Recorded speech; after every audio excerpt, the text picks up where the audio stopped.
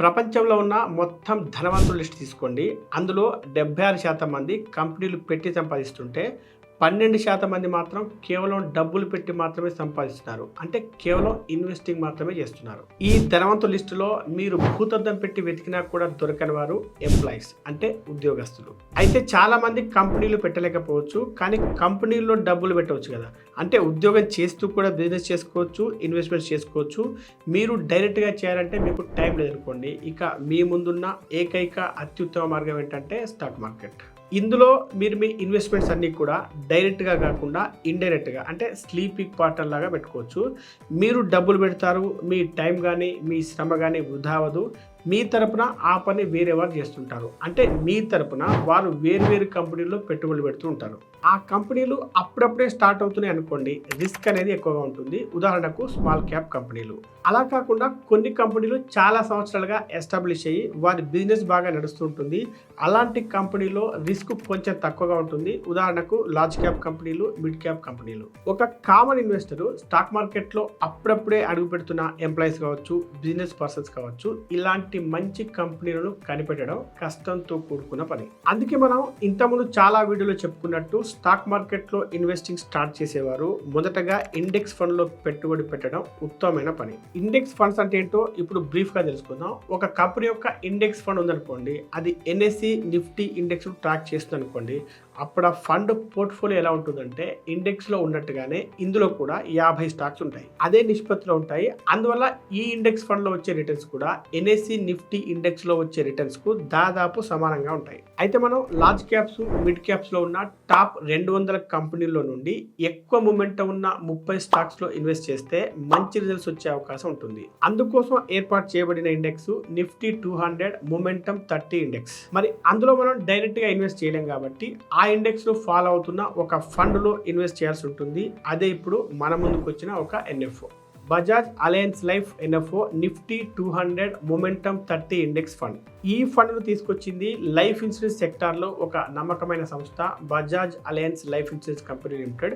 ఇది బజాజ్ ఫిన్సర్వ్ మరియు alliance SC అనే 2 కంపెనీల జాయింట్ వెంచర్ అని చెప్పవచ్చు. ఈ ఫండ్ యొక్క ఎన్ఏవి 10 రూపాయలుగా ఉంది. ఇందులో ఇన్వెస్ట్మెంట్స్ నెలకు 2000 రూపాయలతో కూడా స్టార్ట్ చేయవచ్చు. 16 డిసెంబర్ 2024 వరకు ఇందులో సబ్స్క్రిప్షన్ అందుబాటులో ఉంటుంది. పాలసీ బజార్ ఈ ఫండ్ కు అఫీషియల్ పార్ట్నర్ గా వ్యవహరిస్తూ ఉంది. ఇది నిఫ్టీ 200 మొమెంటం 30 ఇండెక్స్ ను రెప్లికేట్ చేస్తుంది అని ముందే చెప్పుకున్నాం కదా. అంటే ఈ ఫండ్ ఇండియాలో ఉన్న top 200 large caps, mid caps కంపెనీల నుండి మొమెంటం ఎక్కువగా ఉన్న బాగా పెర్ఫామ్ చేస్తున్న టాప్ 30 కంపెనీలు ఇన్వెస్ట్ చేస్తుంది. అయితే ఇందులో రిటర్న్స్ ఎలా ఉంటాయో తెలియాలంటే మనం నిఫ్టీ 200 మొమెంటం 30 ఇండెక్స్ యొక్క రిటర్న్స్ తెలుసుకోవాలి. ఈ ఇండెక్స్ 10 సంవత్సరాల రిటర్న్స్ సంవత్సరానికి 23.3% ఇచ్చింది. అదేవిధంగా గత 5 సంవత్సరాల రిటర్న్స్ చూస్తే 29.7% ఇవ్వడం జరిగింది. అంటే ఈఎన్ఎఫ్ఓ ఇదే ఇండెక్స్ ఫాలో అవుతుంది కాబట్టి రిటర్న్స్ కూడా ఇదే విధంగా వచ్చే అవకాశం ఎక్కువగా ఉంటుంది. ఉదాహరణకు 2014 సంవత్సరంలో మీరు 1 లక్ష రూపాయలు నిఫ్టీ 200 మొమెంటం 30 ఇండెక్స్ లో ఇన్వెస్ట్ చేసినట్లయితే ఇప్పుడు అంటే 2014 సంవత్సరంలో అది 8,10,000 రూపాయలు అయ్యేది. అంటే 8.1x రిటర్న్స్ అనమాట. బజాజ్ అలయన్స్ లైఫ్ ఎన్ఎఫ్ఓలో ఇన్వెస్ట్ చేయడం వల్ల మంచి రిటర్న్స్ మాత్రమే కాక మీరు కట్టే మంత్లీ ప్రీమియం కు 120 రెట్ల లైఫ్ కవర్ లభిస్తుంది. ఇక ఇన్కమ్ ట్యాక్స్ బెనిఫిట్స్ విషయానికి వస్తే మీరు కట్టే ప్రీమియం పై సెక్షన్ 80C ప్రకారం ట్యాక్స్ బెనిఫిట్స్ ఎలాగో ఉన్నాయి. అంతేకాక సెక్షన్ 10(10)D ప్రకారం మెచ్యూరిటీ అమౌంట్ పై ఎటువంటి ట్యాక్స్ పడదు. ఒకవేళ మీరు సంవత్సరానికి కట్టే ప్రీమియము 2.5 లక్షల రూపాయల లోపు ఉంటే. ఇందులో ఉన్న ఇంకొక ఆప్షన్ గోల్ అస్యూర్ యొక్క ప్రత్యేకత ఏంటంటే లైఫ్ కవర్ అనేది ఉచితంగా వచ్చినట్లే. ఎందుకంటే మీరు కట్టే లైఫ్ కవర్ ఛార్జెస్ అన్ని మెచ్యూరిటీ సమయంలో ఫండ్ వాల్యూతో పాటు మీకు తిరిగి రిటర్న్ చేయబడతాయి. అంతేకాదు బజాజ్ లైఫ్ యూలిప్ ప్లాన్ అనేటువంటి స్మార్ట్ వెల్త్ గోల్ ఆప్షన్ తీసుకోవడం వల్ల ఈ ఫండ్ లో ఇన్వెస్ట్ చేసిన వ్యక్తి దురదృష్టవశాత్తు మరణిస్తే ట్రిపుల్ బెనిఫిట్ అందజేయబడుతుంది.